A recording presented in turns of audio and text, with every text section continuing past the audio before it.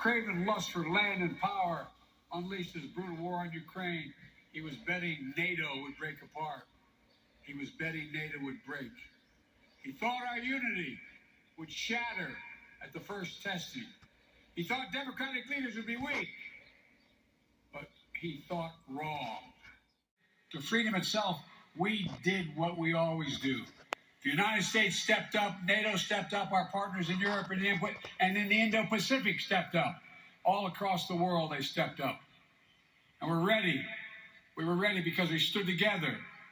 In the months leading up to the war, as Putin amassed his forces on the Ukrainian border and laid the groundwork for his brutal invasion, I was in constant contact with my fellow leaders of the G7 and the European Union and NATO, constantly. We warned the world what Putin was planning. Even some in Ukraine didn't believe what we had our intelligence community found. We made sure NATO was prepared to deter any aggression against any member state. We pursued intense diplomacy with Russia, seeking to avert this terrible war.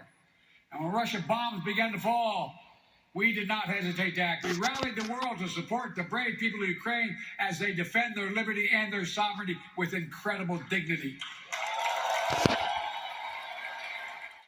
Russia's forces committing terrible atrocities, including crimes against humanity. The people of Ukraine remain unbroken.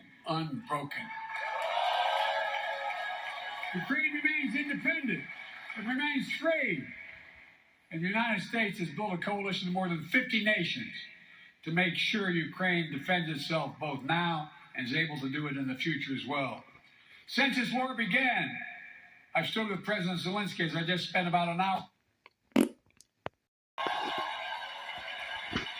I mean that. Our commitment to Ukraine will not weaken. We will stand for liberty and freedom today, tomorrow, and for as long as it takes.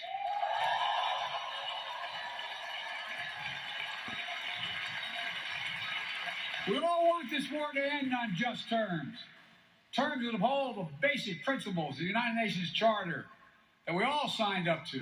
Sovereignty, territorial integrity. These are two pillars of peaceful relations among nations. One country cannot be allowed to seize its neighbor's territory by force.